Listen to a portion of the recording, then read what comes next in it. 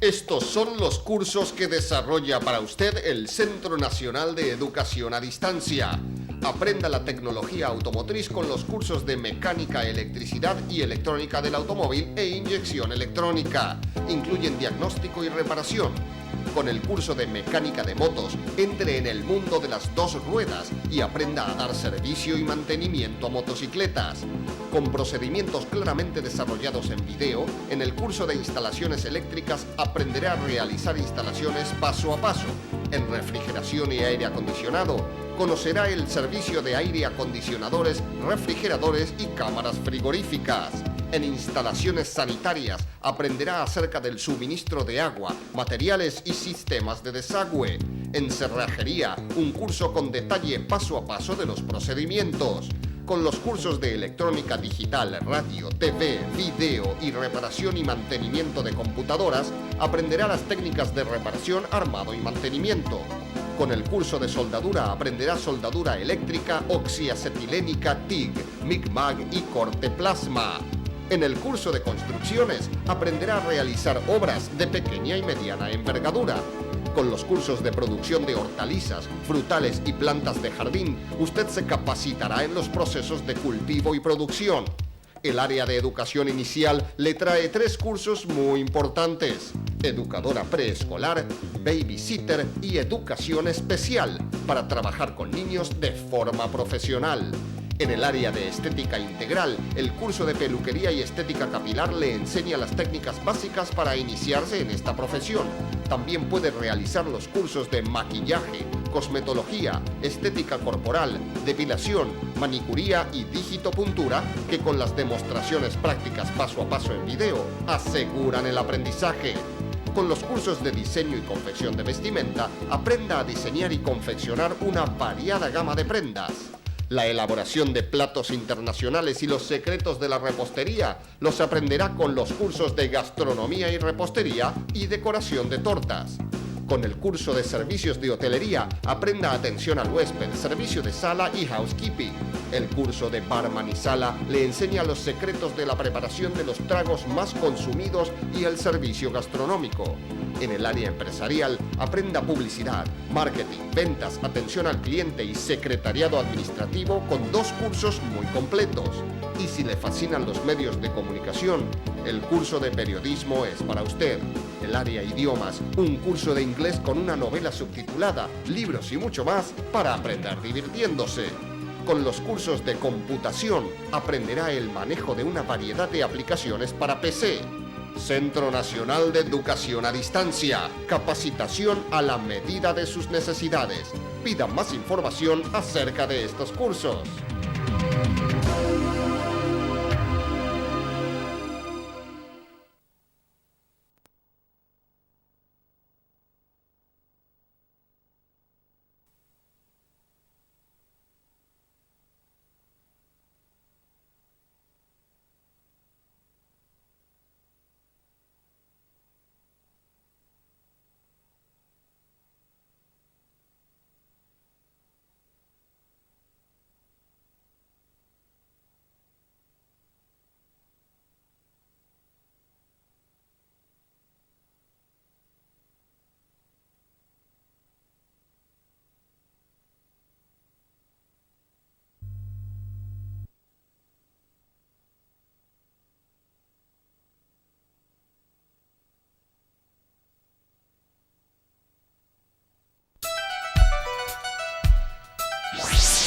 Escuelas llave.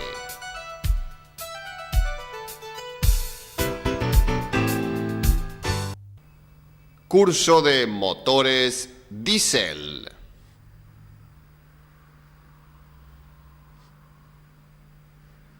Continuación, desarme del motor. Bueno, montado el motor en un caballete apropiado y una vez retirados todos los bulones que fijan el cárter del motor, hemos invertido la posición de este, procederemos a quitar el cárter. Estamos quitando el cárter y aquí podemos observar la bomba de aceite. En esta bomba de aceite se ven partes diferentes, como ser el chupón de la misma o filtro de malla de succión que evita que puedan entrar impurezas de cierto tamaño que puedan dañar la bomba. Este filtro está conectado por medio de un caño a través de una platina y se conecta con la bomba. Esta bomba ha sido aflojada a través de sus bulones y ahora vamos a extraer la bomba junto con los bulones. Aquí la tienen a la bomba extraída.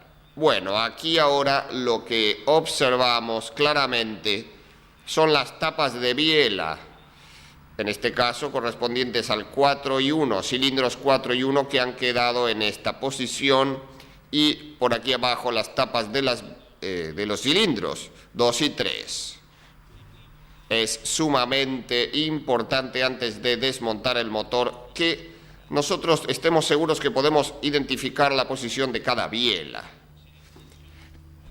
Quiere decir que aquí, por ejemplo, sobre este lado de aquí, luego mostraremos más adelante, quitada la biela, tienen los números 1, la tapa y la biela. Nunca se puede intercambiar una tapa con otra biela, siempre tienen que ser las mismas.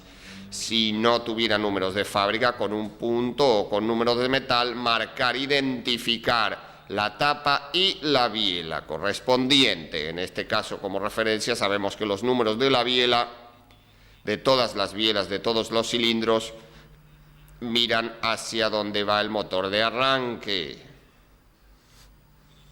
Procedemos ahora a aflojar esta tapa de biela.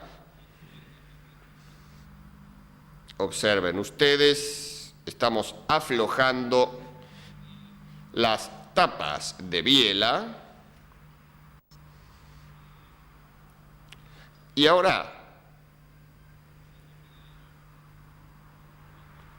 continuamos con esta labor con el cricket, una extensión, un dado, para hacer el trabajo de manera más fácil, más rápida. Una vez retirada la última tuerca, con un martillo de plástico golpeamos suavemente los bulones para liberar las tapas de biela. A ver, aquí podemos retirar esta tapa, observen ustedes. Esta es la del cilindro 1, esta es la del cilindro 4. Procedemos ahora a girar cuidadosamente el cigüeñal para colocar las bielas en posición para extraer. Las 2 y 3. Golpeando la biela desde atrás, observen ustedes. Vamos quitando el pistón del interior del cilindro. Estas son las bielas a las cuales le hemos quitado la tapa. Salen los aros, pistón y biela. Una vez que hemos terminado de desarmar el motor, que hemos quitado los conjuntos de pistón, biela, cigüeñal, etc., procedemos a limpiar el bloque. Quitar todo el carbón de la parte superior de los cilindros para poder hacer una evaluación del desgaste del motor. Lo que se puede ver es el escalón que se forma o el reborde superior que se forma en los cilindros, producto del trabajo de los aros sobre el mismo. Los aros, especialmente el de compresión, nunca llega al punto muerto superior, porque lo que llega a este punto es la cabeza y hay un espacio entre el punto muerto superior y ese trabajo continuo que hace hasta ese punto el aro. Eso forma un escalón. Este escalón que vemos acá como una línea oscura es proporcional al desgaste del motor. Cuanto más escalón tenemos, más desgaste habrá en la pared del cilindro. Pero eso que se puede apreciar a simple vista Tenemos que medirlo para saber realmente cuál es la dimensión del desgaste y qué tipo de reparación encararemos en ese motor. Este es un motor que originalmente viene con los cilindros tallados en el bloque, lo que significa que todo el bloque está hecho con el mismo material donde van a trabajar los aros. En este caso, observamos en esta superficie que hemos pulido especialmente que el motor no está encamisado, lo que indicaría que está bastante original. Lo que debemos comprobar es el diámetro del cilindro para ver si fue rectificado y si le han colocado pistones supermedida o sobremedida. Si queremos efectuar una medición rápida del cilindro, utilizamos el calibre, buscamos la zona de la cabeza del cilindro que tenga menos desgaste en la parte más alta, buscando el eje longitudinal del motor. Si observamos allí la medida lograda, tenemos 76 milímetros y aproximadamente 50 centésimas de milímetros más.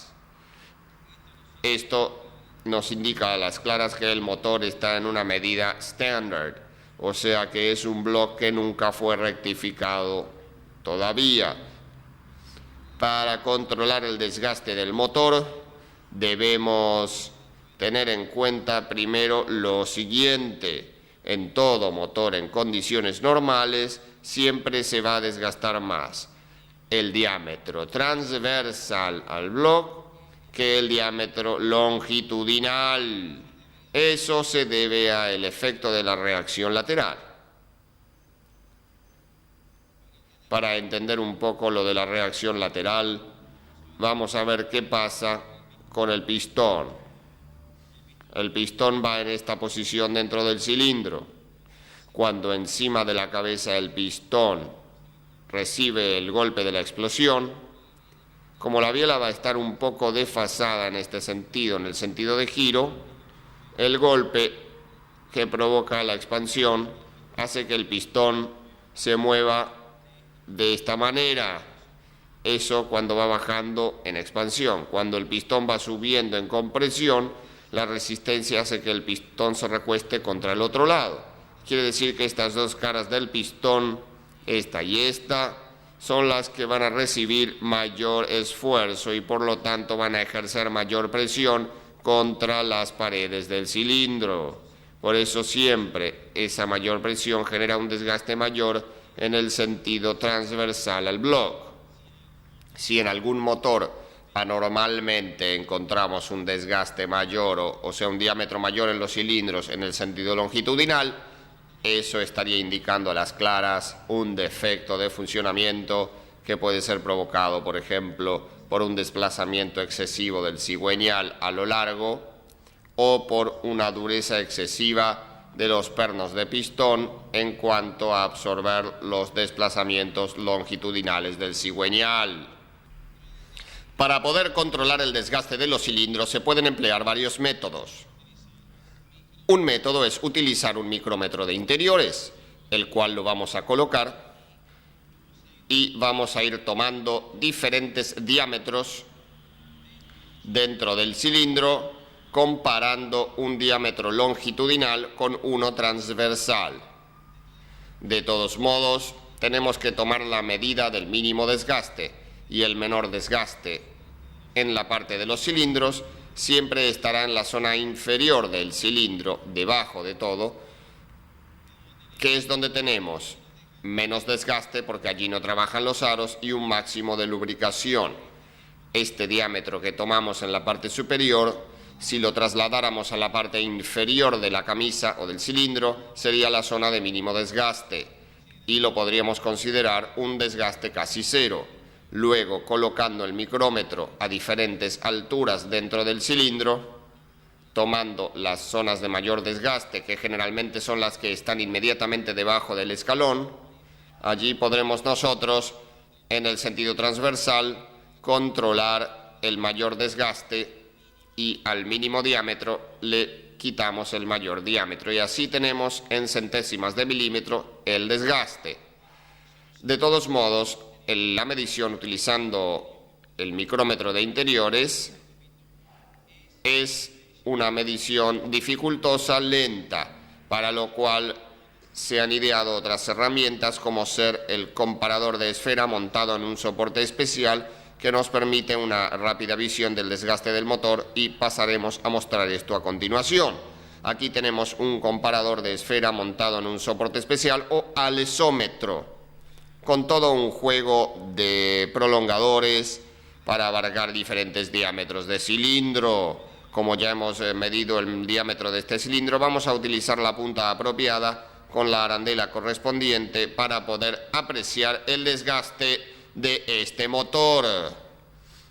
Habiendo seleccionado ya el prolongador adecuado al diámetro de este cilindro, explicaremos que aquí en esta zona hay un contacto móvil que por medio de un sistema de palancas mueve la aguja. La aguja va a desplazarse sobre la esfera a medida que este punto sea comprimido, y el movimiento es amplificado, y en esta esfera, que tiene divisiones de centésimas de milímetro, cada rayita que tiene esta esfera corresponde a una centésima de milímetro, nos va a permitir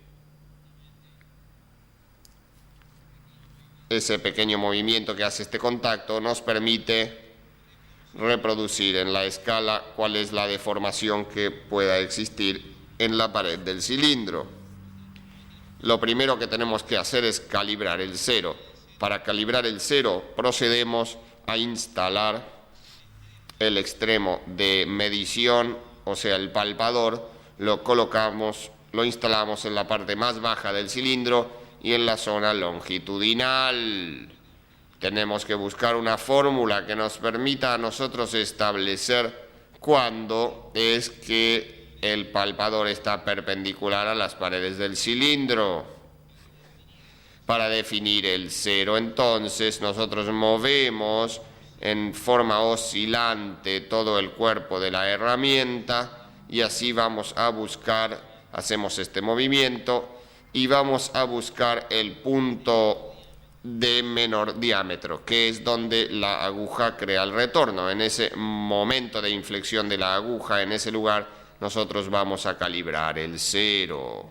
Observen ustedes. Quiere decir que ese va a ser el diámetro considerado menor o de menor desgaste en este motor, sin que eso indique que sea el diámetro original. Puede tener alguna centésima de desgaste, pero el desgaste en la parte baja de la camisa o del cilindro y en el sentido longitudinal del motor siempre va a ser un desgaste menor. Ahora, si observamos la esfera, nosotros vamos a subir un poco en el sentido longitudinal el instrumento y vamos a tomar una medida un poco más arriba. Ven que es mínimo el desgaste longitudinal. Ahora vamos a tomar otra medición más arriba aún, y ahí seguimos hasta llegar a la zona casi inmediatamente debajo del escalón.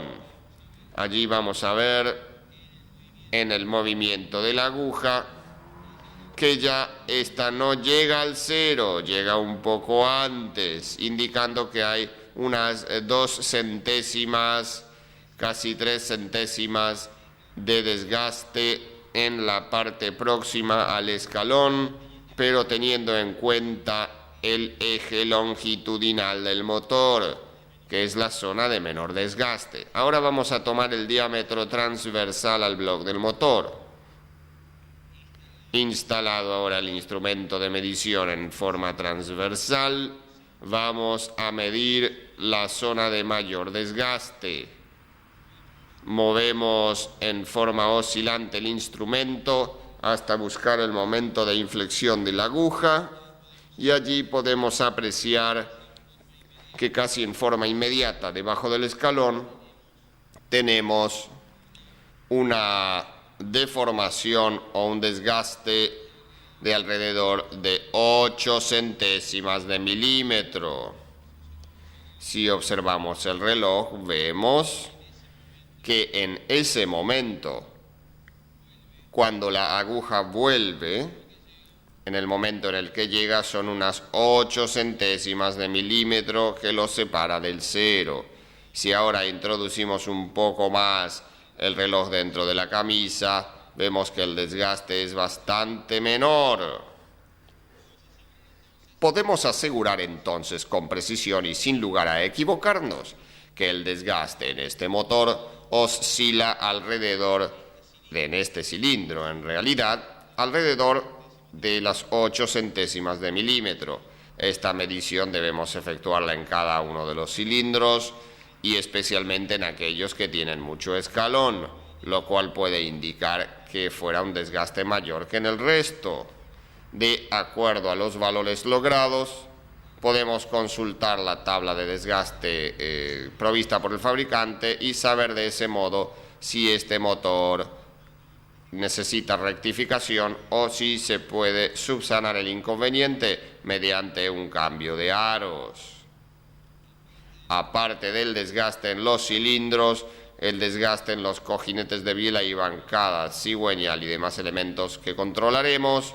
Un elemento que provoca muchas fugas de presión y conviene controlar son los casquillos donde va apoyado el eje auxiliar. Procedemos a quitar el eje auxiliar que hemos instalado como referencia para ustedes.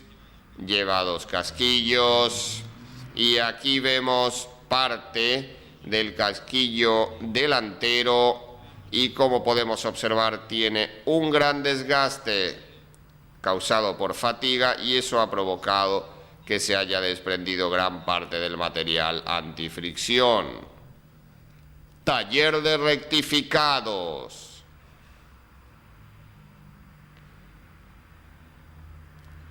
Continuando con el proceso de reparación del motor, hemos llegado a un taller de rectificación que tienen maquinarias de gran precisión para realizar el trabajo correspondiente. Aquí lo que estamos observando es una máquina alesadora o rectificadora, como se le dice comúnmente, para cilindros, la cual va a permitir devolverle al motor la vida útil en el sentido de que vamos a quitarle por medio del rectificado del bloque de cilindros el desgaste llevándolo a la supermedida de 0,50 en milímetros. Instalado el bloque sobre estas bancadas paralelas o comúnmente llamadas paralelas y firmemente aprisionado para evitar cualquier movimiento del bloque, se procederá a el centrado de la herramienta con respecto a la boca que se va a trabajar. Acto seguido se va a proceder a centrar en la boca que se va a rectificar. Para ello colocamos el palpador, que es un elemento que va a rozar contra la boca del cilindro y eso nos va a permitir poder centrar la herramienta antes de efectuar el trabajo de rectificado. Con la manivela inferior se va moviendo lentamente hacia un lado y hacia otro para centrar el bloque del motor con respecto al husillo. Aquí observamos un reloj que es centesimal. Su aguja va a oscilar en este comparador de esfera hasta que mediante el movimiento de la manivela que vimos anteriormente se empieza a centrar y queda alineada la boca del cilindro que se va a rectificar con el husillo de la máquina. Cuando la aguja no oscila más, con una precisión del orden de las centésimas de milímetro, cada división es una centésima aproximadamente, quiere decir que entonces el husillo está alineado con la boca del cilindro. Mediante el mando principal de la máquina procedemos a detener el giro del husillo y ahora vamos a proceder a retirar el palpador correspondiente. Mediante esta herramienta que consiste en un micrómetro cuya lectura se registra en esta escala graduada en forma centesimal, se va a ajustar la herramienta del husillo para que se ajuste exactamente a la medida de lo que se quiere rectificar o quitar de material en el cilindro. Ahora vamos a instalar la herramienta en el husillo, controlando que el palpador quede lo más cerca posible de la herramienta en sí, que va a desbastar. Se ajusta y procedemos ahora a retirar la herramienta y, de acuerdo a las mediciones efectuadas, esta herramienta de corte muy dura ya está ajustada a la medida que necesita, o sea, la distancia del centro, para poder efectuar la pasada y desbastar el material convenientemente. Mediante el control remoto que comanda el movimiento del motor, procedemos a en marcha, haciendo insertar la herramienta en la boca correspondiente, y se hace una primera pasada de prueba para asegurarnos que está todo debidamente centrado y alineado. La herramienta, a medida que va girando, va bajando muy lentamente. Podemos sentir el ruido del trabajo. Y el operario va observando cuidadosamente que vaya trabajando parejo en todo alrededor, debiendo efectuar en algunos casos pequeños ajustes de movimiento en el block hasta asegurarse que va tocando parejo todo alrededor. Ahora entonces procedemos a retirar la herramienta. Vamos a retirar la herramienta, la estamos levantando. Ahí se ve la superficie rectificada por la herramienta en la zona del escalón, donde teníamos el menor desgaste en la parte superior del cilindro. Tenemos que rectificar parejo y lo hace. Y lo que se controla es con el alesómetro el desgaste ocasionado por la herramienta y controlar el diámetro de la pasada. Se coloca la herramienta con el palpador, observen ustedes, la herramienta que ya han visto, y se mide con el comparador centesimal a ver cómo está quedando, observen ustedes, para ver qué deformación puede haber quedado, qué oscilaciones hay en lo que se refiere a la ovalización. Utilizando el pistón nuevo que se va a colocar, se toma exactamente la medida en el diámetro de la falda del pistón para poder ajustar la herramienta y dar la pasada final.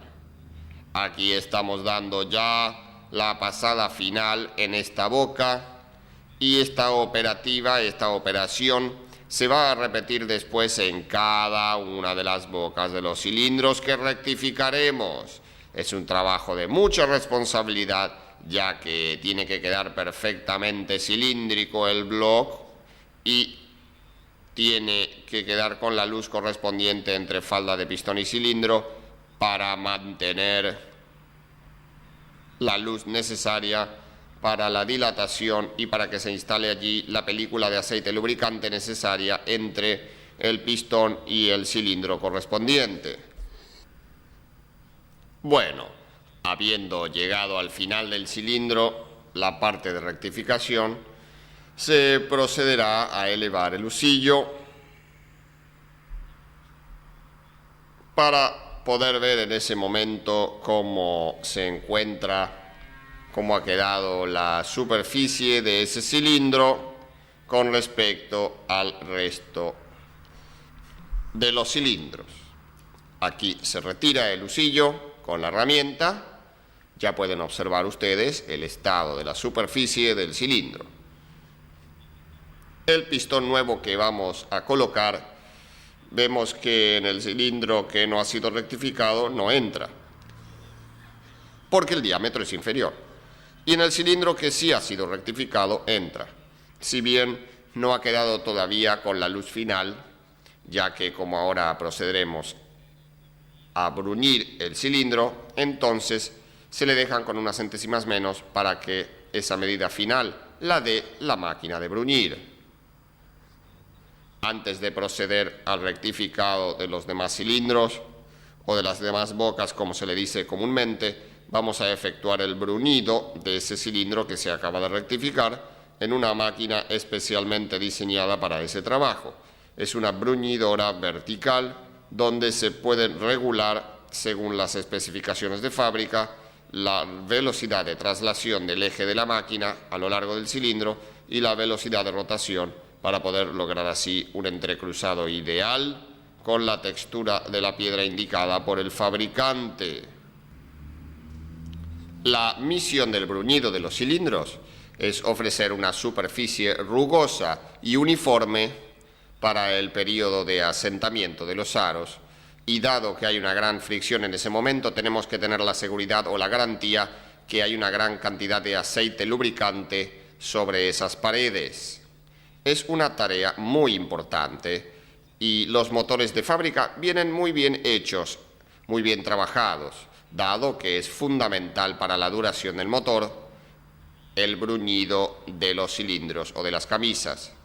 Sucede que en muchos talleres se hace con piedras de mano, donde no se tiene un verdadero control sobre la velocidad de traslación del eje a lo largo del cilindro y la velocidad de rotación, lo que da como resultado ángulos inadecuados, donde luego el aceite queda retenido por demasiado tiempo en las paredes del cilindro o por poco trabajo en las camisas. El aceite se escurre muy fácilmente hacia el cárter. Entonces, según las especificaciones de fábrica, hay que respetar una determinada rugosidad en la pared del cilindro y una determinada trama, un determinado patrón. Más vale no hacer el bruñido antes que hacerlo mal. Aquí estamos viendo una máquina especialmente diseñada para bruñir los cilindros. Se ha seleccionado la textura de piedras, el grano de piedra adecuado para trabajar sobre el cilindro, y mediante unas regulaciones que vamos a mostrar se le ha limitado el recorrido vertical de la máquina para que las piedras no escapen del cilindro, y se le ha dado la velocidad de rotación y la velocidad de traslación para lograr el rayado o bruñido con el ángulo indicado por el fabricante. Mediante estas palancas que se aprecian, observen ustedes, y esa llave se logra modificar esas excéntricas para lograr la carrera necesaria en lo que se refiere a la longitud, y se regula también la velocidad de traslación. Si giramos lentamente a mano, vemos cómo a medida que va bajando la piedra va girando y hace un giro de determinada manera, y al subir entrecruza el rayado anterior para darle la angularidad correspondiente. Observen ustedes trabajando. Allí vemos a la máquina trabajando, y luego de dar una pequeña pasada se revisa cuánto es lo que está desgastando. Vemos allí hay un elemento que agrega una solución de aceite con gasoil para permitir la limpieza y lubricación de las piedras y que no haga un trabajo demasiado agresivo. Allí nuevamente se le va a dar otra pasada, observen ustedes. Esto se hace con mucho cuidado para evitar que el rayado desgaste demasiado y saque de medida el cilindro que está recién rectificado. Ahora se está midiendo nuevamente, y si ya está dentro de las medidas, ya la tarea de bruñido quedaría concluida. Mucha gente piensa que los cilindros se bruñen durante horas o durante ratos muy prolongados. Es un craso error. Eso se hace muy medido y con pocas pasadas. Allí podemos apreciar cómo ha quedado ese cilindro bruñido. Vemos el entrecruzado, el patrón, y lo que no se puede apreciar, pero al tacto, es lo fino, lo regular, lo delicado que es el rayado que se ha provocado en el cilindro. Eso va a desaparecer en parte una vez que el motor ha asentado y los aros ya se han acomodado a la superficie de ese cilindro. Aquí tenemos una máquina para trabajar en bielas. Es una máquina que cumple varias funciones. Una de ellas es lo que vamos a ver en un momento, el proceso de rectificado de los bujes o casquillos de biela. Otra herramienta otro cabezal para proceder a el trabajo sobre las cajas de biela. Rectifica las cajas de biela. Es una máquina de alta precisión y ahora mostraremos un poco en qué consiste su funcionamiento. A esta biela ya se le ha extraído el buje, se ha quitado mediante una prensa. Observen, tenemos el metal que forma parte de la biela y este es el buje nuevo que se instala a presión.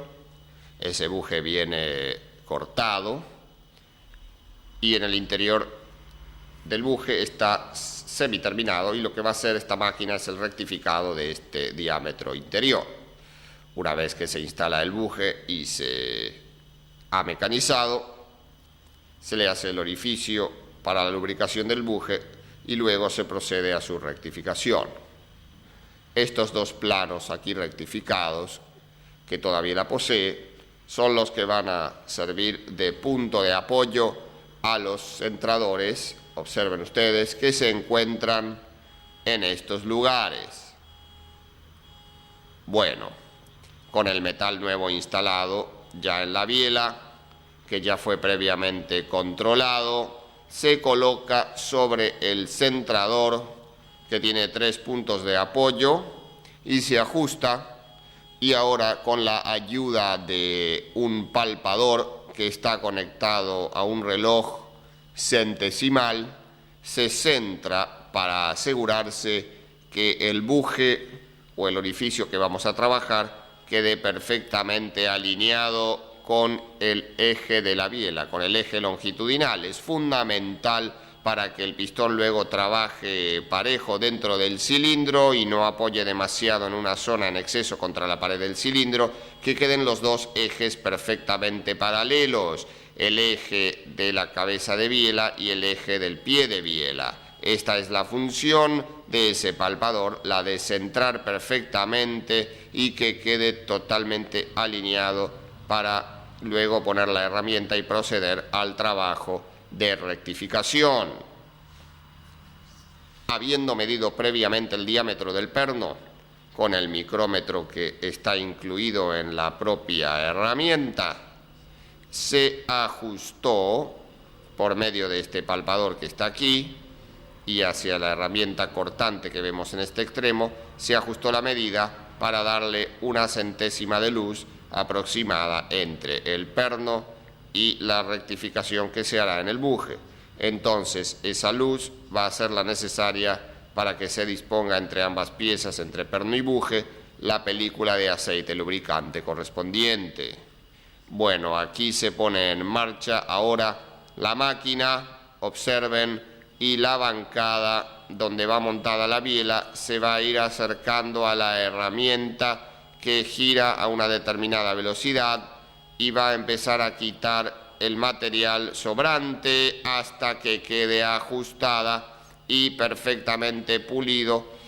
Una herramienta es esta de gran precisión a la medida del perno. Una vez que termine de hacerse la operación, queda perfectamente alineado entonces ya el orificio del buje con respecto al eje de la biela. Vemos el material que va saliendo en pequeñas virutas, casi un polvillo que va saliendo, hasta que termina de concluir la herramienta saliendo por el otro extremo del orificio donde va el buje de biela. Una vez concluida la operación de rectificada o la pasada, como se le dice comúnmente, utilizando el perno se prueba que se desplace sin dificultades, sin freno y también sin juego por el orificio. Esa es la prueba física o práctica que se efectúa sobre este elemento. Una vez que hemos traído el motor del rectificador al taller mecánico, donde podemos apreciar las bocas de los cilindros ya rectificadas, bruñidas con la luz final, y antes de proceder a la limpieza obligatoria, ya que el motor en el taller de rectificado se va llenando de viruta, tanto en las cámaras de agua como en las galerías de aceite, viruta procedente del metal que se ha quitado del motor para hacer los diferentes trabajos y que debemos desalojar para evitar que nos queden en los circuitos de lubricación y perjudique posteriormente al motor. Antes del lavado procedemos a sacar los medallones, aquellos medallones del circuito de refrigeración que estaban mal, y por las dudas quitaremos el tercero, el del medio, que no estaba dañado aún, pero para asegurarnos que el motor salga en buenas condiciones. Ustedes recordarán que este medallón estaba perforado. Para proceder a cambiarlo, debemos efectuar una perforación en el centro para quitarle presión radial al medallón, que es lo que lo mantiene afirmado en el lugar. Hemos girado el motor en la posición ideal para efectuar la operación. Colocamos entonces el punzón en el centro del medallón y golpeamos hasta efectuar una perforación. Con un punzón cónico ahora amplificamos el orificio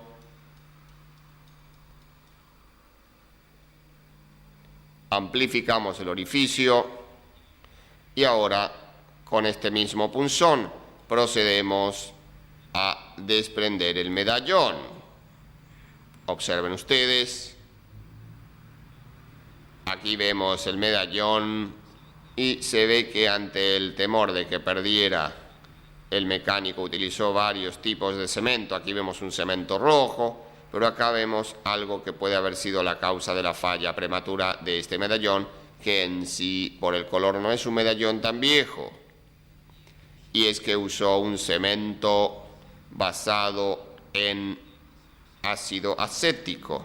Y el ácido acético es un ácido corrosivo que ataca los metales. Aparte del trabajo que pueda haber efectuado el agua del motor y que también no tenía anticorrosivo, este cemento con ácido acético ha atacado y ha favorecido esta perforación. Aquí estamos quitando ahora el otro medallón.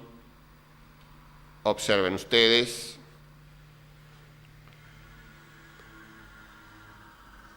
Aquí tenemos el otro medallón perforado en varios lados y donde, si vemos del otro lado, por el tipo de cemento que tiene, evidentemente eso fue la causa de este daño prematuro en este sello, la presencia de un cemento utilizando ácido acético. Ese ácido acético es el ácido típico, identificado cuando está fresco por su olor a vinagre típico. Al sacar el medallón, este último, vemos la presencia de cáscaras de óxido aquí, que demuestra la importancia cuando se trabaja en un motor de utilizar líquido refrigerante anticorrosivo, que evita la formación de estas cáscaras. Aquí estamos hablando de un orificio sumamente grande. Si nos referimos a un orificio de una junta de tapa de cilindros pequeños como estos de aquí, se dicen que estas cáscaras fácilmente podrían obstruir estos pasajes de agua que son vitales para una buena refrigeración en la tapa de cilindros. Vamos a mostrar algo ahora de suma importancia durante el proceso de limpieza del motor. Todo el trabajo de rectificado y diferentes trabajos que se hacen en el bloque van penetrando por ellos cantidad de limadura de hierro por diferentes orificios. Si nosotros giramos el motor y mostramos la parte inferior del mismo, observen ustedes, veremos que el motor se encuentra bastante limpio. Como ustedes recordarán cuando comenzamos con el desarme, en este punto va instalada la bomba de aceite. La bomba de aceite, mediante un chupón, recoge el aceite del cárter y lo envía al filtro. Una vez que el aceite viene filtrado, pasa por un conducto que aquí se puede apreciar, que está labrado dentro del block, y ese conducto que vemos aquí es el que distribuye el aceite lubricante hacia todas las salidas de las bancadas y demás elementos que hay que lubricar. Todas estas salidas de aceite lubricante comunican con ese conducto. Ese conducto siempre va juntando barnices, lacas y diferentes elementos procedentes de la combustión y de la marcha del motor. Por eso es fundamental, antes de proceder al armado del motor, luego de un lavado primario, proceder a destapar los tapones de los extremos y efectuar una limpieza a conciencia de dicha galería. No todos los motores poseen esta galería, pero en aquellos que sí lo obtienen, traen en cada extremo de ese conducto un tapón roscado o un medallón para que se pueda limpiar antes de armar el motor luego de reparado. Bueno, aquí podemos observar donde va montado el casquillo del eje auxiliar, que como verán ahora es nuevo, fue cambiado. Aquí tenemos uno de los extremos de la galería. Esta es la tapa del extremo delantero de ese conducto que debemos quitar. Es un medallón pequeño, debemos quitarlo para poder proceder a la limpieza. Y ahora mostramos el otro extremo. Yendo a la parte posterior del block, aquí vemos entonces, junto al tapón o medallón, el pequeño medallón que corresponde a la galería de aceite principal. Quitando estos dos tapones, este y el que mostramos anteriormente, se pasan varillas de limpieza tipo baqueta y luego se limpia bien esa galería para quitar todo el carbono, yin, lacas, goma e incluso las demás virutas que puedan proceder del desarme, del desgaste o funcionamiento del motor. Luego de haber efectuado una limpieza de todo el motor y utilizando las gafas apropiadas para proteger la vista, procedemos a sopletear el motor antes de instalar los metales. Sopleteamos.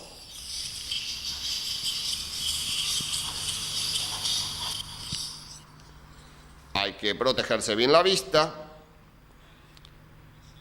asegurándonos que los respaldos estén perfectamente limpios, tanto en las cajas de bancada del block como en el respaldo de acero de los cojinetes. Procedemos a instalarlos respetando la posición de la traba y asegurándonos que el agujero de lubricación coincida perfectamente. También lo hacemos con este cojinete. Vamos instalando, revisando uno por uno a estos cojinetes para asegurarnos que no tienen ninguna impureza, ninguna partícula de polvo, ya que a la presión que estarán sometidos, eso puede ocasionar un defecto importante de montaje que se traduzca en un desgaste prematuro de estos cojinetes,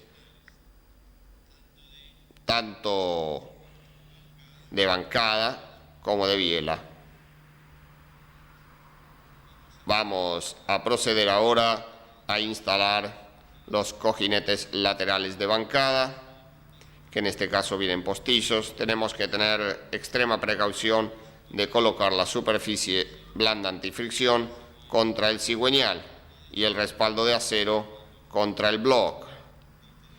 Aquí instalamos la mitad de uno de ellos. Colocamos ahora el del otro lado.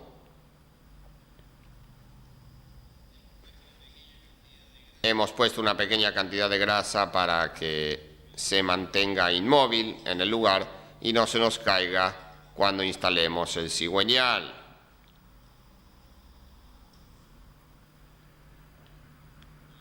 Colocamos ahora una suficiente cantidad de aceite de motor, del mismo que vamos a utilizar en el motor, para lubricar la superficie de los cojinetes, para que cuando instalemos el cigüeñal aquí ya tenga una lubricación. Estando el cigüeñal perfectamente limpio y sopleteado, procedemos ahora a instalarlo. Hay que tener mucho cuidado de instalarlo bien derecho y especialmente evitando que vaya a arrastrar los cojinetes laterales de bancada. En el caso de tener que girar el cigüeñal, conviene siempre girar a para el lado donde se traban los metales. Si observamos aquí, vamos a ver que allí se encuentra la traba del metal, y si giramos el cigüeñal en este sentido, el metal no se puede salir.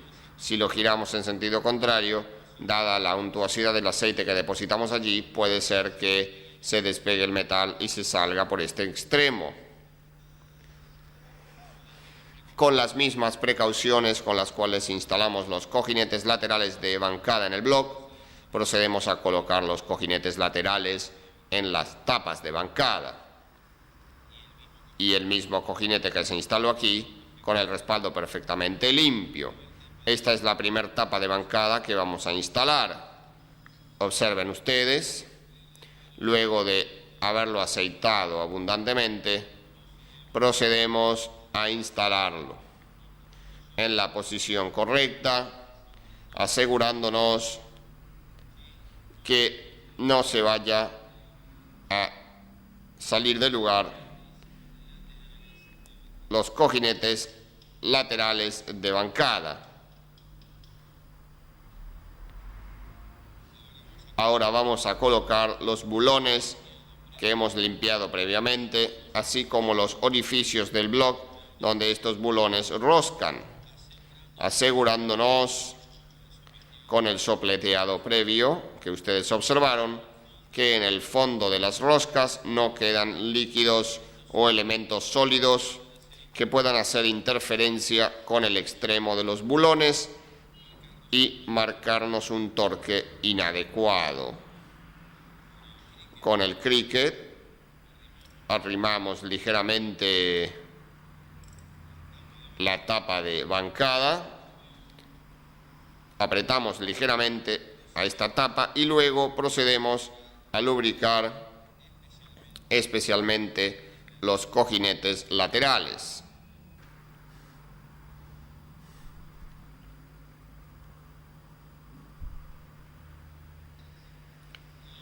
Con el mismo orden y cuidado hemos instalado, respetando el sentido y el número de cada tapa de bancada, el orden en el cual van instaladas.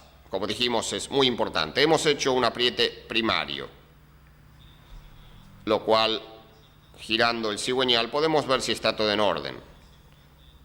Cuando se funden los blocks, las tapas de bancada se funden junto con los blocks y se mecanizan al mismo tiempo. Quiere decir que si una tapa de bancada queda colocada en otra posición o invertida,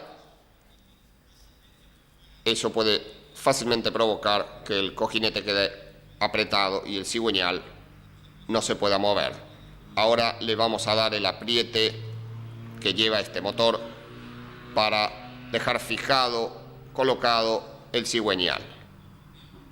Utilizando un torquímetro apropiado y bien regulado, ya que este motor lleva entre 6 y 7 kilos de apriete en las tapas de bancada, procedemos desde el centro y hacia afuera, con la bancada número 3, a darle el torque correspondiente. Para esto hay que verificar siempre el manual de taller del motor. Luego de apretar la bancada número 3, pasamos a apretar esta de aquí al lado. Siempre se aprieta del centro hacia afuera. Aquí terminamos de apretar la número 4. Ahora procedemos a apretar la bancada número 2. Observen ustedes. Ahora la número 5. El torquímetro es una herramienta indispensable y tiene que estar siempre en buen estado. Es, como dijimos, indispensable para dar un torque parejo.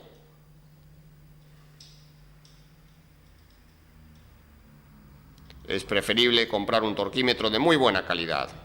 Una vez apretado el motor, nos fijamos si el cigüeñal sigue girando libremente. Vemos que sí lo hace, lo cual nos da una garantía de que no hay ninguna tapa fuera de lugar y que los metales están encajados perfectamente y en su lugar. En este caso, debido a que el cigüeñal del motor no poseía un desgaste importante, no fue necesario rectificar ni las muñequillas de biela ni los muñones de bancada. Solamente se cambiaron metales estándar, cojinetes estándar para tanto las bancadas como las bielas. De todas formas, si nosotros quisiéramos en un motor que viene del taller de rectificado controlar las bancadas y bielas, vamos a utilizar para ello un producto llamado Plastigauge, que consiste en una cinta o una tira o un hilo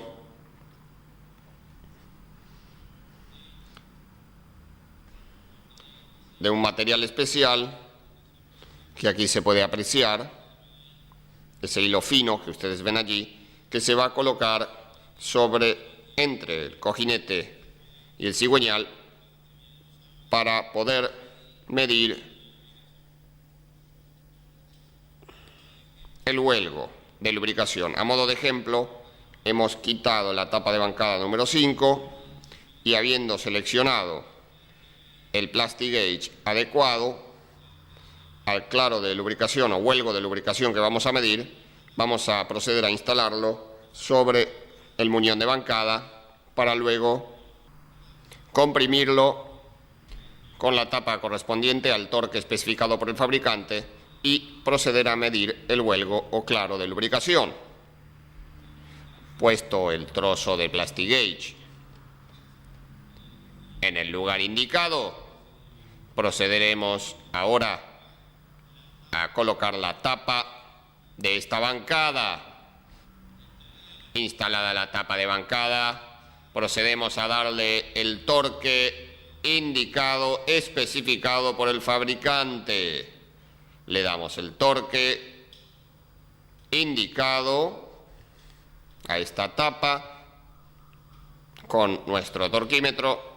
Luego la sacaremos para estudiar qué sucedió. Una vez floja la tapa, la retiramos.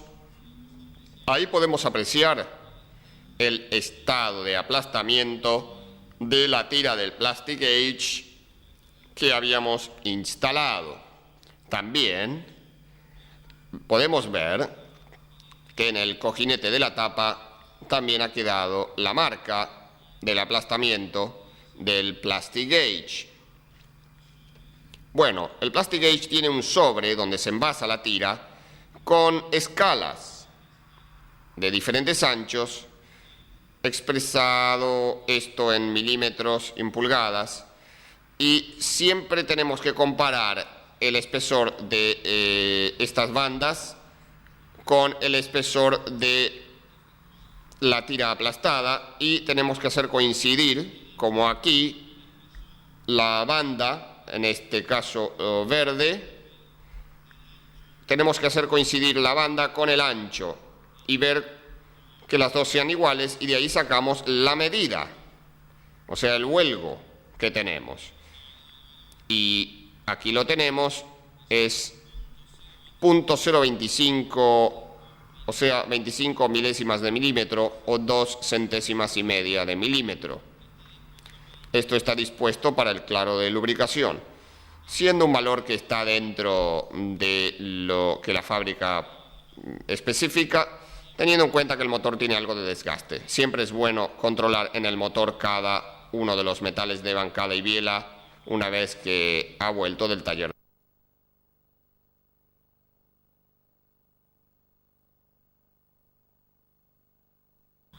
Con el mismo cuidado que instalamos los cojinetes o metales de bancada,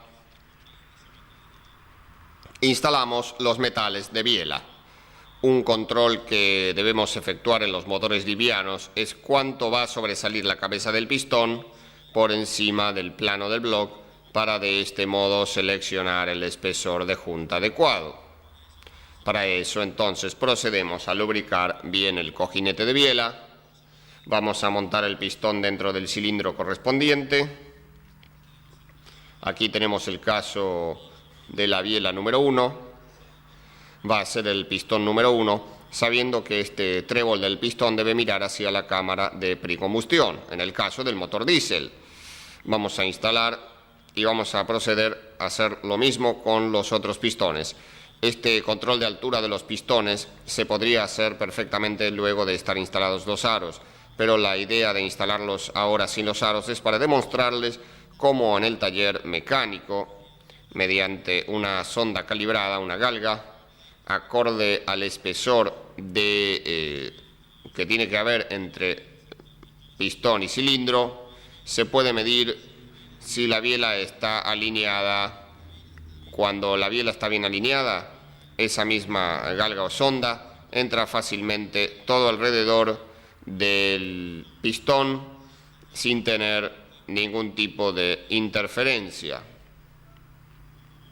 Aquí vemos que la galga va entrando sin problemas alrededor del pistón, lo cual indica que el pistón está centrado perfectamente. Si no entrara en algún lugar, giramos el cigüeñal una vuelta completa para que el pistón vuelva a bajar y vuelva a subir, a ver si se acomoda. Ahora, si en algún lugar determinado, en algún espacio entre pistón y cilindro, no entra nunca la galga, por más que al pistón lo bajemos y subamos repetidas veces, indicaría que el pistón está recostado contra esa parte del cilindro, pudiendo indicar eso una anormalidad en la alineación de la biela. Con un comparador de esferas montado en un soporte especial magnético sobre la superficie del block, procedemos primero a regular el cero con respecto a la superficie del block. Estando perpendicular al block, ajustamos el cero en la escala, observen ustedes, y ahora procedemos a levantar el comparador suavemente, girar la base y apoyarlo arriba de la cabeza del pistón. Como vemos, se ha establecido una diferencia debido a que el pistón sobresale por encima del plano del block. Ahora movemos el cigüeñal para buscar el punto muerto superior del pistón, lo cual lo vamos a ver reflejado en el momento de inflexión de la aguja del palpador. Allí tenemos el momento con el pistón en el PMS y la diferencia de espacio que hay desde ese lugar hasta el cero nos indica cuánto está sobresaliendo por encima del plano del block la cabeza de este pistón. Esa operación deberemos repetirla en cada uno de los pistones para determinar cuál es el pistón más alto de todos. En el caso que no tengamos un comparador de esferas, mediante la regla de un calibre de buena calidad y un juego de galgas, podemos tener una idea aproximada de lo que sobresale el pistón por encima del plano del block. Si bien no tenemos con esto la exactitud de un comparador de esfera, nos da una idea bastante aproximada. Y dado que los valores que sobresale el pistón por encima del plano del block son bastante grandes, de este modo podemos medir exactamente cuál pistón sobresale más y cuánto es que sobresale por encima del plano del block. cuando se encuentra en el punto muerto superior. Luego de medidos los pistones, el que sobresalió más sobresalió 74 centésimas de milímetro, o sea 0,74. Si observamos la tabla que tenemos allí en la imagen, veremos que el espesor de la junta de tapa de cilindros que deberá seleccionarse para este motor es un espesor de 1,50 milímetros más menos 0 milímetros 0 décimas 7 centésimas. Un control que debemos efectuar antes de proceder al montaje de los pistones con los aros es la luz entre pistón y cilindro. Esta luz es fundamental controlarla cuando el motor ha sido rectificado. Aquí tenemos una sonda o galga o lámina calibrada de 5 centésimas de milímetro. La luz mínima que recomienda el fabricante son 4 centésimas. Entonces, tenemos una luz de 5 centésimas, estamos garantizando que ese valor está cumplido. Ese control hay que repetirlo en cada uno de los cilindros para asegurarnos que el rectificado ha dejado la luz adecuada. Otro control que debemos efectuar es que a una temperatura de 20 grados centígrados o mayor, el pistón oscila en el perno, indicando que hay un buen claro de lubricación entre perno y pistón. Otro control que hay que realizar a posteriori es el desplazamiento del buje de biela en el perno, indicando que no está trabado en ningún momento. Un control importante que hay que efectuar es la luz entre puntas de aro una vez instalados dentro del cilindro. Este control conviene realizarlo aro por aro que vamos a colocar dentro de cada cilindro, que para asegurar que por algún problema de embalaje o algo, o un error de la casa de repuestos, no colocamos un aro con una luz incorrecta, utilizando la cabeza del pistón para poder dejar el aro perpendicular a la pared del cilindro. Procedemos a medir la luz. Utilizando la galga con el espesor mínimo indicado por el fabricante, procedemos a controlar que esa luz está correcta. Este control conviene efectuarlo aro por aro y cilindro por cilindro. Aquí tenemos para este motor en particular los datos que suministra el fabricante. En el caso del primer aro de compresión, la luz es de 0,3 a 0,5 cuando el aro es nuevo, y el límite de desgaste para un aro usado es de una luz de entre puntas de aro de 1 milímetro. Luego continúan los datos para el segundo aro de compresión y el aro rascador de aceite. Otro dato importante es la luz entre aro de pistón y canaleta de pistón. En este caso se trata de un pistón nuevo y la luz que nos indica el fabricante se conserva perfectamente.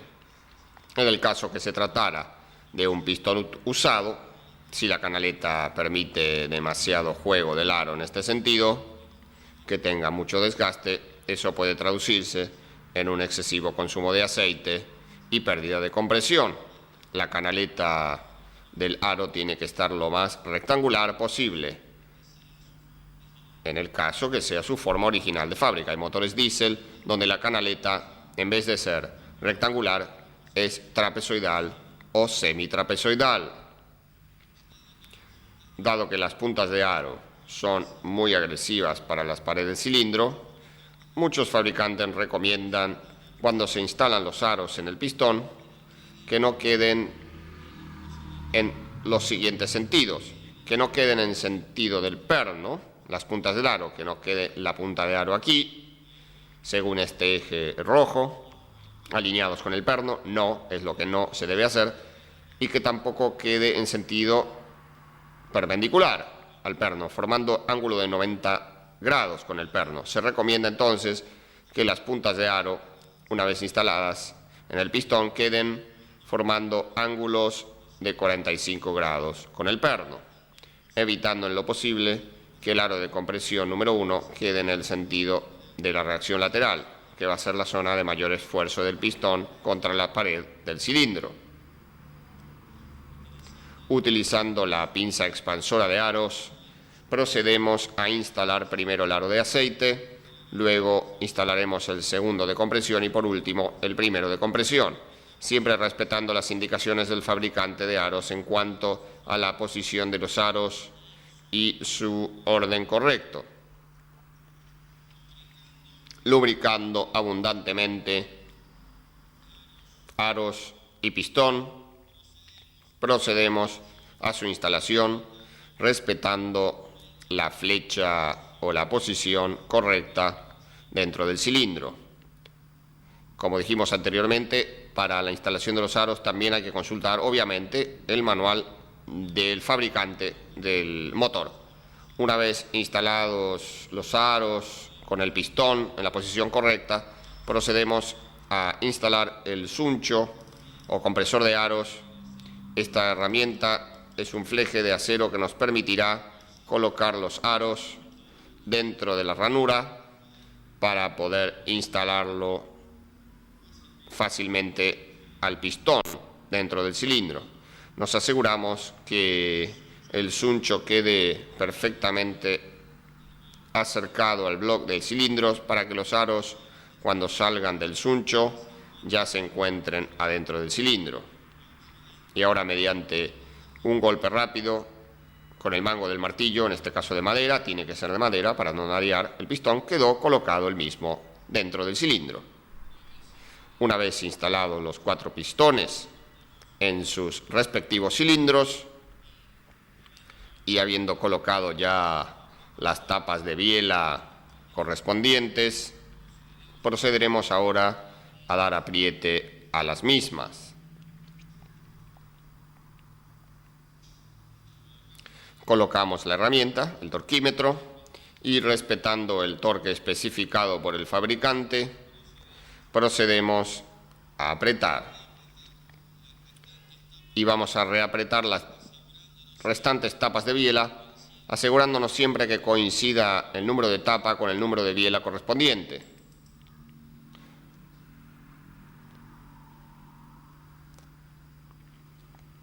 Y ahora procedemos a efectuar un control importante, que es la luz entre biela y cigüeñal.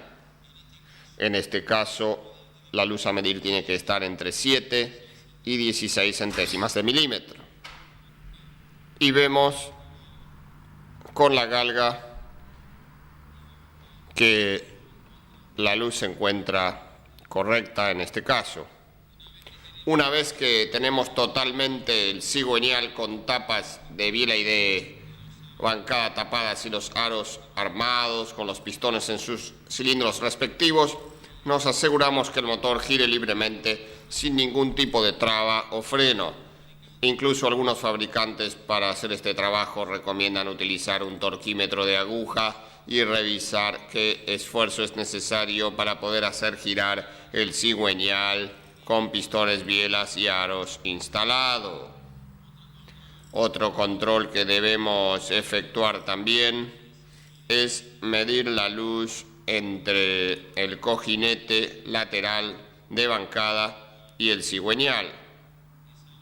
Esa luz también es suministrada por el fabricante, tiene que mantenerse para asegurarse uno de que se pueda establecer entre el cigüeñal y la tapa de bancada el claro huelgo de lubricación suficiente como para lubricar esos cojinetes laterales, también llamados medias lunas. Bombas de aceite.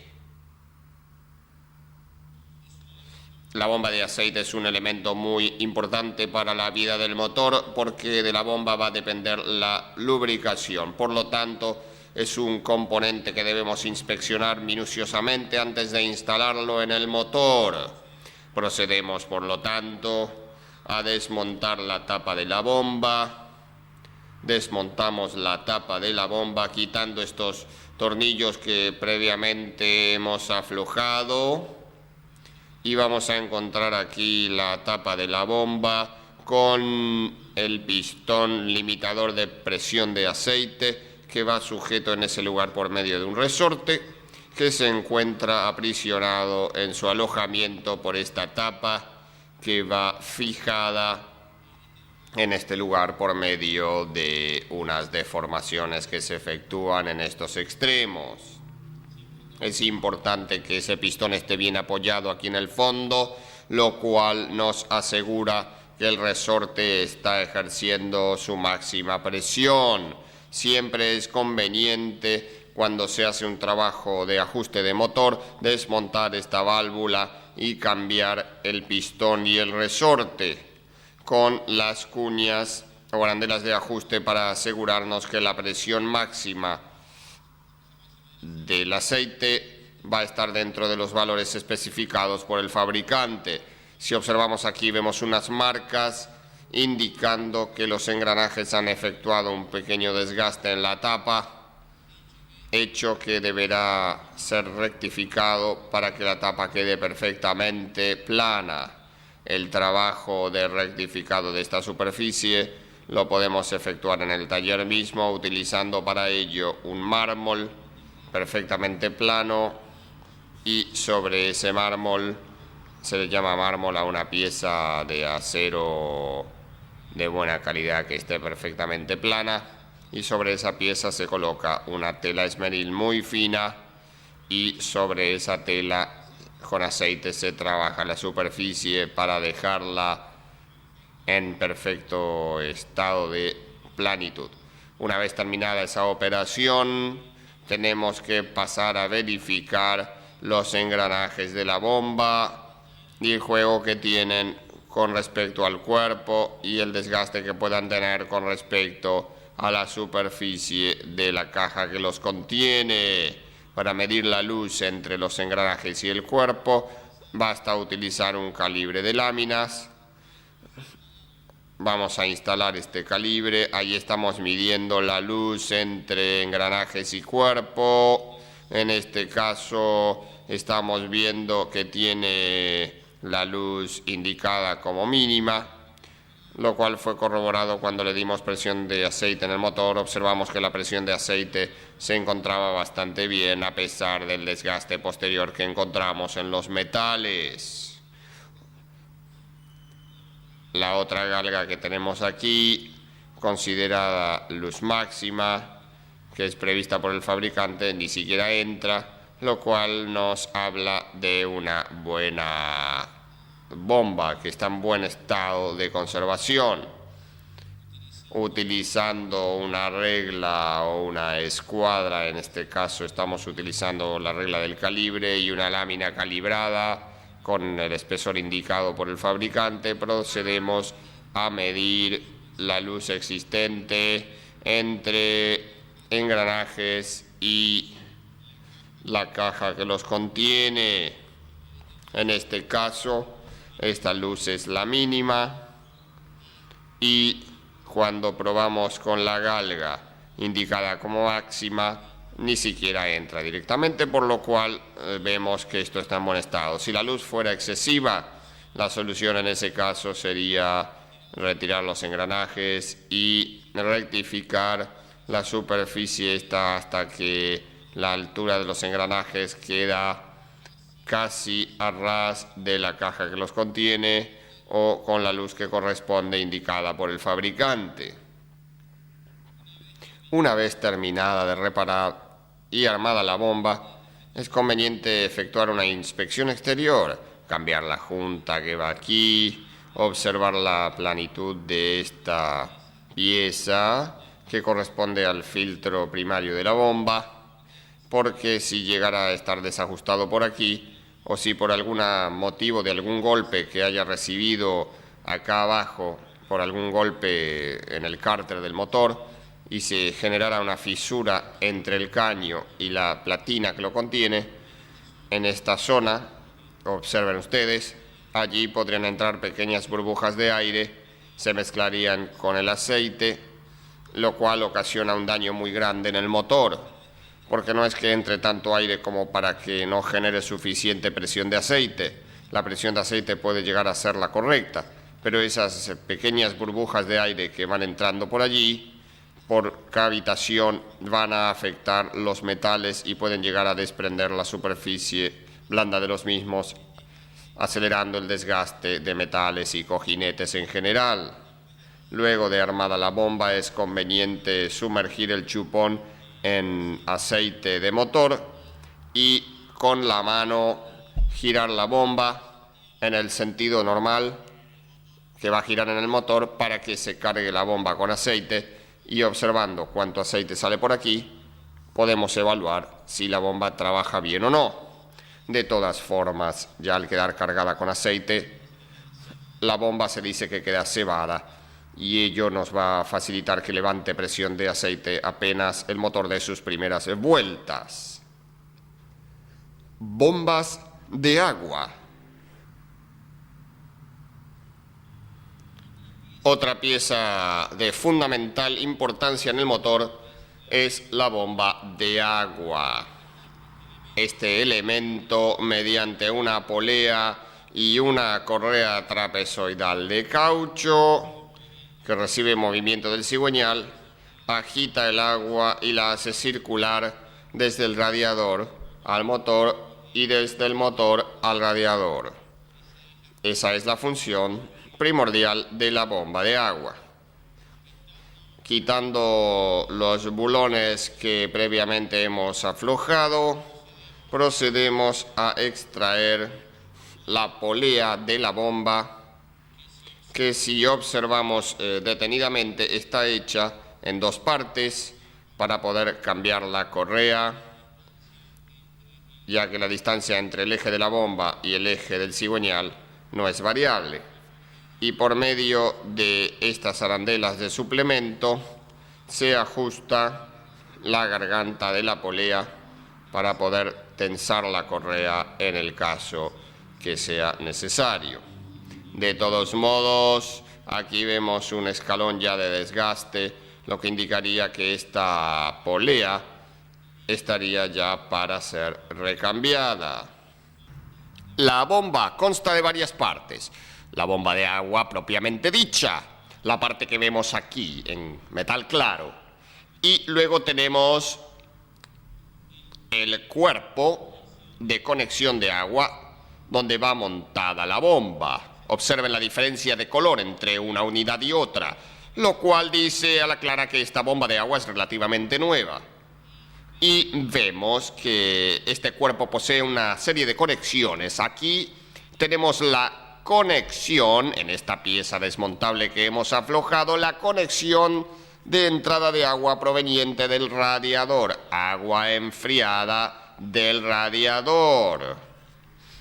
Aquí tenemos dos conexiones menores, una para conectarse con el radiador de calefacción y otra para conectarse con el retorno de agua del motor, Y si observamos en esta parte por aquí arriba, vemos la conexión de la bomba de agua con el bloque del motor. Quiere decir que en condiciones normales de funcionamiento, el agua fría del radiador entra por esta parte, por esta conexión. La bomba la mueve y la traslada hacia el bloque del motor a través de esta salida. Con respecto al cuerpo de la bomba, esta es la entrada en este motor del agua que viene del radiador enfriada, y esta es la conexión con el bloque del motor donde ingresa el agua relativamente fría al motor para efectuar el trabajo de refrigeración del mismo. Desmontamos la bomba de agua del cuerpo y podemos observar que, a pesar de ser una bomba relativamente nueva, tenemos grandes depósitos de óxido en la turbina que, si bien momentáneamente no afectan su funcionamiento, indica a las claras que se está tratando de un motor que no tiene anticorrosivo en el sistema de refrigeración. A pesar de ello, la bomba no tiene juego en el eje, está firme. Vemos que por el orificio de descarga no hay trazas de óxido, lo que puede indicar que pierde agua. La bomba quiere decir que está en buenas condiciones para seguir siendo utilizada. Luego de controlada la bomba, debemos controlar el termostato. Si esta válvula va a quedar cerrada cuando pongamos en marcha el motor, corremos un serio riesgo de que el motor recaliente. Eso en un motor recién ajustado o recién reparado puede ser muy grave. Para probar el termostato procedemos de la siguiente manera. Guiándonos por la temperatura indicada en el mismo termostato, utilizando un recipiente con agua caliente, en este caso está a 93 grados centígrados, procedemos a colocar dentro de ese recipiente con agua caliente el termostato. Y ahora observaremos dentro de ese termostato si la válvula comienza a abrir o no, teniendo en cuenta que el agua se mantiene todavía en 90 grados centígrados y que el termostato debería abrir a 80, podemos llegar a la conclusión que el termostato no está abriendo lo suficientemente rápido como debería, ya que a más de 82 grados centígrados debe abrir en forma casi inmediata, instantánea. Recién ahora podemos comenzar a apreciar una separación aquí en la válvula. Recién ahora podemos comenzar a apreciar un huelgo que indicaría que empieza un poco a abrirse el termostato, pero no lo hace con la celeridad necesaria. Por ese motivo, este termostato deberá ser reemplazado. Tapa de cilindros. Bueno, aquí tenemos la tapa de cilindros que viene del rectificador en caso que la hayamos mandado. Ahora hay que hacer algunos controles. Como podemos observar, toda la superficie de la tapa ha sido debidamente rectificada. Para lograr un mejor acabado de la superficie, se desmontaron las precámaras que están fabricadas de un material diferente al de la tapa. La tapa de cilindros es una aleación de aluminio en este caso y las precámaras son de hierro en este caso, para evitar justamente que cuando la piedra haga el trabajo de rectificado se incrusten en esa piedra pequeños trozos o limaduras de metal duro de la precámara y rayen el resto de la tapa. Ahora, con un acercamiento de la cámara, vamos a observar el estado en que ha quedado la superficie. Observen ustedes, cuando no se retiran las precámaras para hacer el cepillado de la tapa, muchas veces ocurre que se provocan rayaduras en la superficie de la tapa por el material que se incrusta en la piedra que hace el trabajo, y esas rayaduras permiten la fuga de gases de expansión hacia las cámaras de agua, aumentando la presión al circuito de refrigeración. Lamentablemente, cuando eso ocurre, no hay una solución inmediata, ya que la junta no puede absorber pequeñas rayaduras que se encuentran en la zona donde ajusta el aro que protege la junta, o sea, el aro para llama de la junta. Otro control importante que debemos realizar y es fundamental en un motor diésel es la profundidad con que quedan las válvulas por encima del plano del bloque. Si las válvulas quedasen muy afuera, hay peligro de que toquen en la cabeza del pistón, sobre todo en aquellos motores que tienen cruce de válvulas. Si las válvulas quedan muy por debajo de la superficie de la tapa, van a provocar una dificultad para el ingreso y salida de gases a los cilindros. Una forma de controlar esto es utilizando con un soporte especial magnético el reloj comparador de esferas, donde el palpador se coloca sobre la tapa y ahí se ajusta el cero. Estando el palpador apoyado sobre la superficie de la tapa, procedemos a ajustar el cero. Ajustamos el cero de este modo, observen ustedes. Una vez en cero, movemos ligeramente la base, observen ustedes, movemos ligeramente la base, la colocamos el palpador encima de la cabeza de la válvula, observen ustedes ahora, y soltamos lentamente el palpador hasta que quede apoyado sobre la válvula.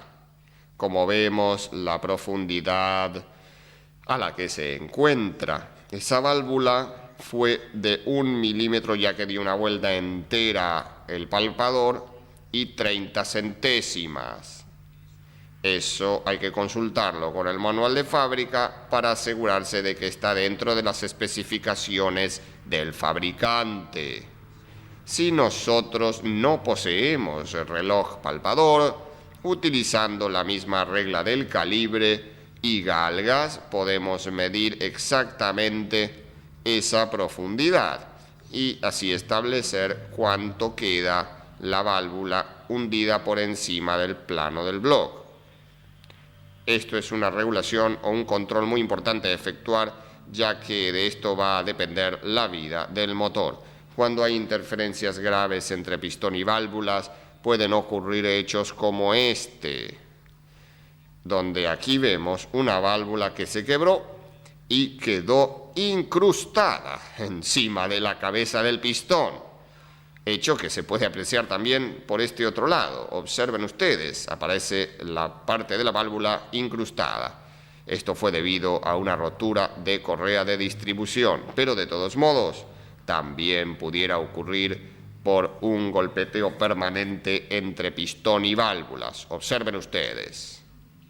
Este control deberemos efectuarlo en todas las válvulas del motor e incluso en algunos motores es necesario controlar la altura de la precámara, ya que esta pieza debe sobresalir por encima del plano del bloque un determinado valor también especificado por el fabricante. Aprovechando la planitud de la tapa, colocando los resortes de válvulas sobre un mármol plano, también podemos hacerlo. Procederemos a efectuar un control sobre los mismos resortes. Utilizando una escuadra metálica, comparamos la cuadratura de los resortes. Si el resorte está bien, debe tocar la regla de la escuadra en toda su longitud. Ahora vamos a probar otro resorte para ver si sucede lo mismo, donde apreciamos que la última espira allí tiene una deformación que la podemos incluso medir con un calibre de láminas. Observen ustedes que no toca la regla. Aquí realmente hay una separación bastante notoria. Si el resorte de válvulas trabaja torcido, va a trabajar torcida la válvula y se va a acelerar el desgaste en las guías de válvula. Por eso este resorte debe ser reemplazado solamente por este hecho. Una vez concluido el control de los resortes de válvulas, deberemos controlar la altura de acuerdo a un esfuerzo determinado que se efectúa sobre ellos. El manual dice, por ejemplo, con un determinado peso encima del resorte, qué altura mínima debe tener. Hay un instrumento para hacer este control, que es un dinamómetro que efectúa una fuerza sobre el resorte y una vez comprimido el resorte, con esa fuerza o con ese peso indica qué altura mínima debe tener. Ese control es sumamente importante, tanto efectuarlo en los resortes grandes como en los pequeños, o sea, los resortes interiores. Como vemos en este caso, también tenemos una separación importante aquí y eso va a provocar que trabaje haciendo esfuerzos laterales sobre el vástago de válvula acelerando el desgaste con la guía. Otro control que debemos efectuar es la hermeticidad de los asientos de válvulas. Vamos a trabajar sobre esta válvula de escape utilizando una aceitera.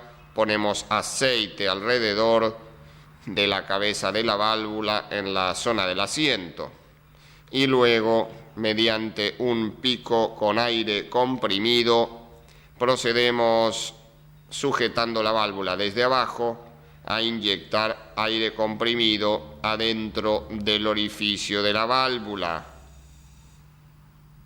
Como ven, allí hay una pequeña fuga, observen ustedes.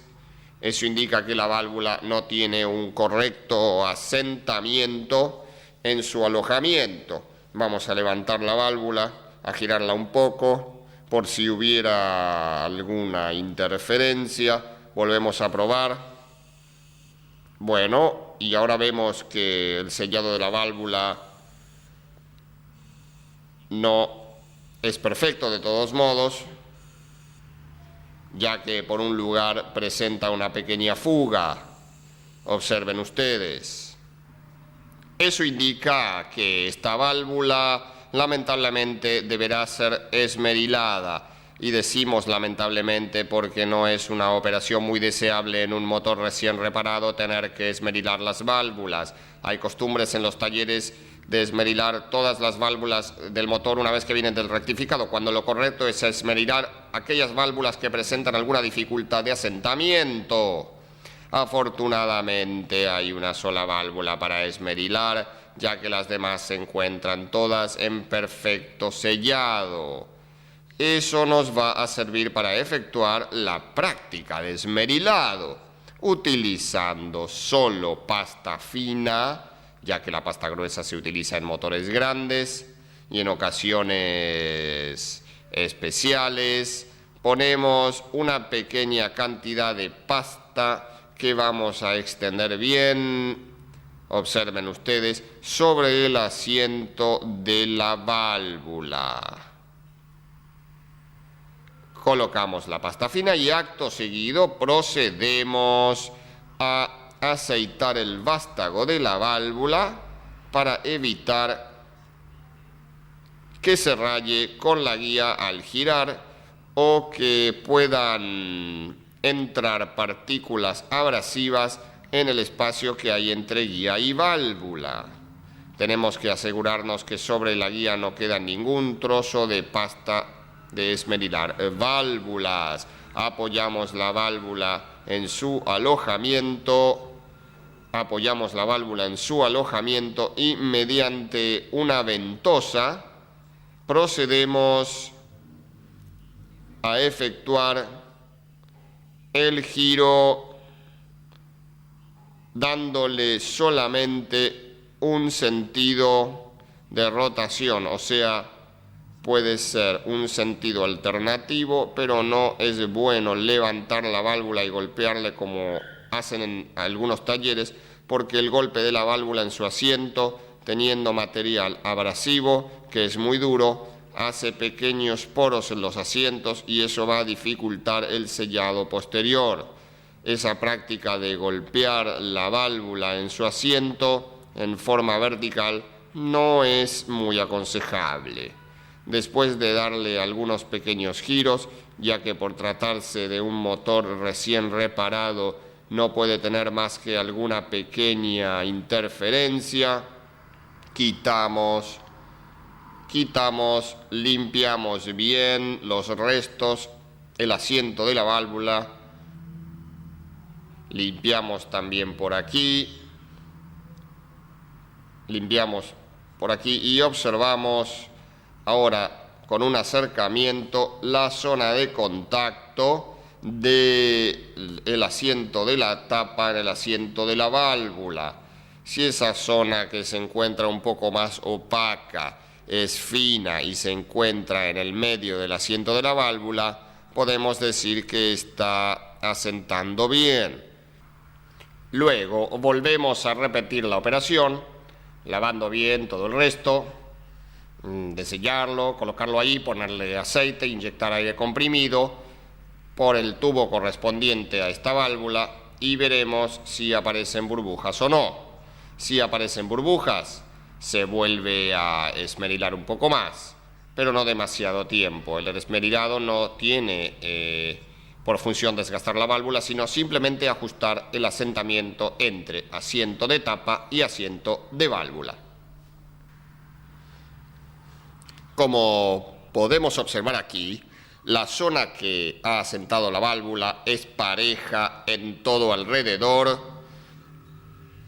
está bien centrada y por el control que ya hemos efectuado hemos podido comprobar que no fuga más aire a través de su asiento. Otro elemento a destacar cuando se efectúa el montaje es el cuidado que hay que tener con los sellos de guía de válvulas. Los sellos o retenes de guías de válvula que van montados sobre la válvula tienen la misión de controlar la cantidad de aceite que va a lubricar el vástago de la válvula, porque si es excesivo puede pasar hacia el motor y ser consumido. Si ese es el caso, puede permitir el agarrotamiento del vástago de la válvula por falta de lubricación.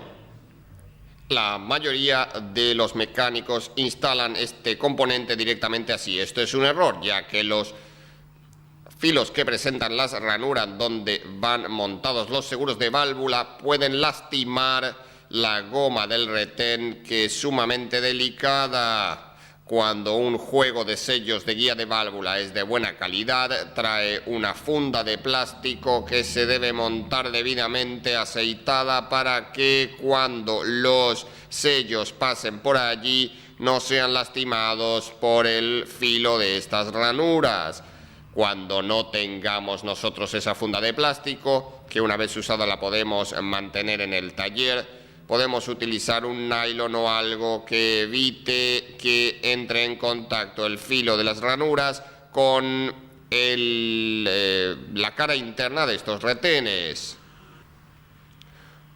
Un problema muy crítico que hay en los motores diésel es la junta de tapa de cilindros y su ubicación. Este elemento que vamos a instalar luego en el motor tiene que soportar todas las presiones que van a surgir dentro de cada uno de los cilindros, evitar que haya comunicación entre los cilindros, que haya comunicación entre lo que sucede en los cilindros y las cámaras de agua, y evitar que haya comunicación entre lo que suceda en los cilindros, las expansiones, las compresiones y los orificios por donde ingresa o es devuelto el aceite hacia el cárter.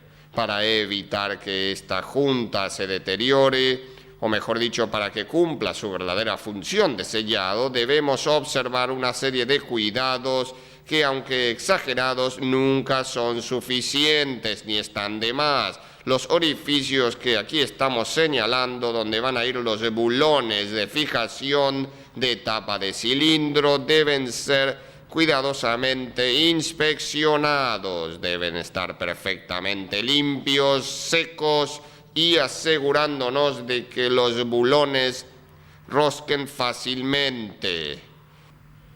Utilizando un macho de roscar, del que se utiliza para finalizar la rosca, el llamado macho recto, con el pase de rosca y el diámetro exacto de los bulones que van instalados en el block, procedemos a repasar cada una de las roscas para limpiarle todas las impurezas que puedan poseer. Esta operación hay que llevarla hasta el final y repetirla en cada uno de los orificios donde va a ir instalado un bulón de fijación de tapa.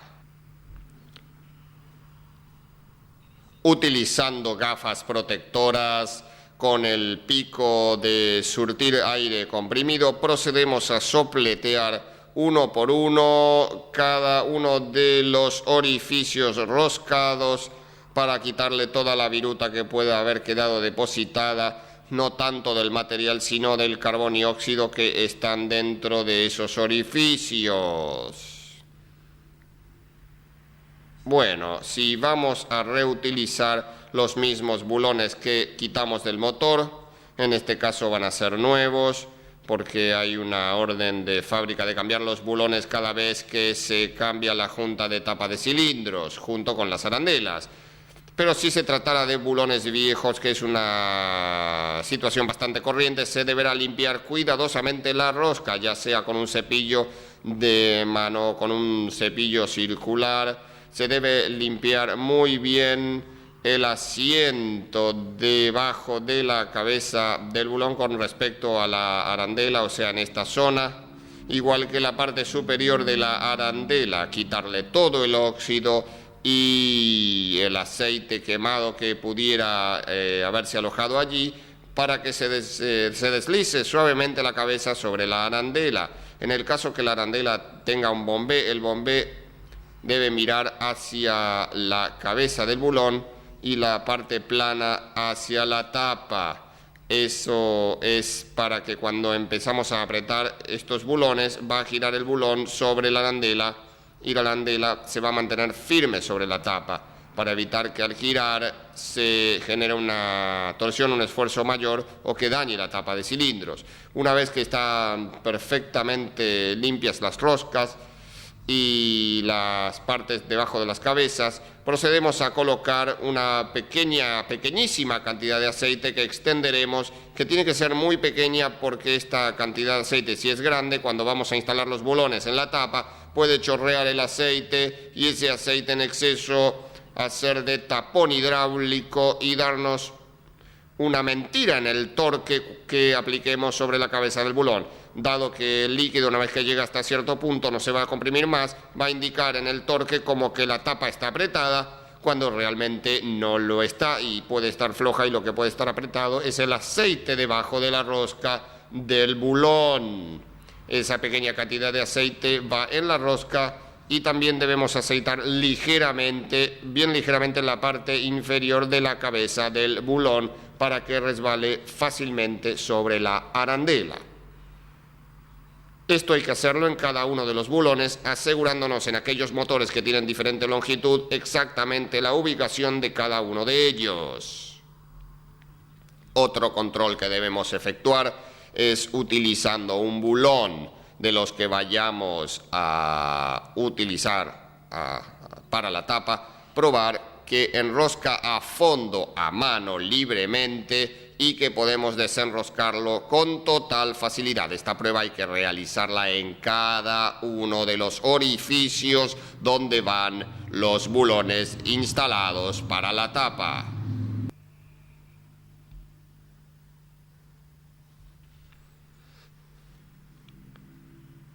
Debemos procurar que los pistones no queden en los puntos muertos superiores, dado que cuando vayamos a poner a punto la distribución pueden hacer interferencia entre las válvulas. Por eso vamos a proceder a bajar los pistones y dejar los 4 en la misma altura a media carrera dentro del cilindro. Hecho que al poner la tapa de cilindros, aunque tengamos que mover después para un lado o para el otro el árbol de levas, las válvulas al abrir no van a poder tocar las cabezas de los pistones. La superficie del block tiene que estar perfectamente limpia, seca y desengrasada, sin ningún tipo de sustancia ni adherencia, ya sea por restos de junta u otros materiales. Al instalar la junta de la tapa, debemos asegurarnos que todos los orificios que posee la junta coincidan exactamente con la junta anterior, si andaba bien el motor, y con los orificios que presenta el bloque de motor. Debemos tomar en consideración, aparte, 2 elementos importantes.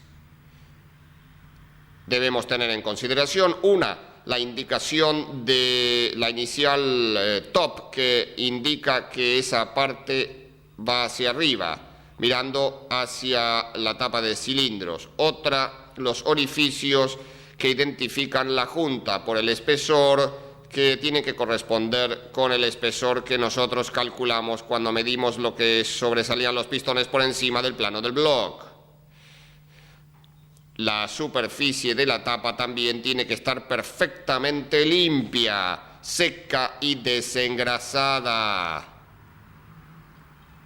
Procederemos ahora a explicar el método de apriete de la tapa de cilindros. Parecerán de repente exagerados los cuidados que hemos tomado, pero debemos tomar en cuenta que la mayoría de las fallas en los motores diésel ocurren a nivel de junta de tapa de cilindros. Bueno, comenzaremos dando un apriete en el orden y secuencia indicado por el fabricante.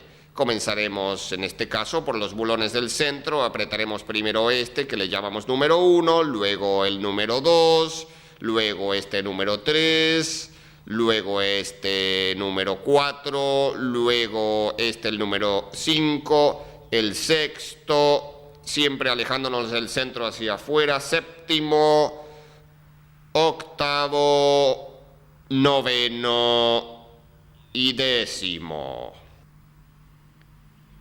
Lo que marca el manual en este vehículo es, primero, un apriete general del centro hacia afuera, como en el orden que explicamos recién, a 4 kilos, luego un segundo reapriete a 6 kilos, luego aflojar 90 grados cada bulón y volver a repasarlo a 6 kilos y después 2 aprietes de 90 grados, como indica el manual. No se pierda el próximo capítulo.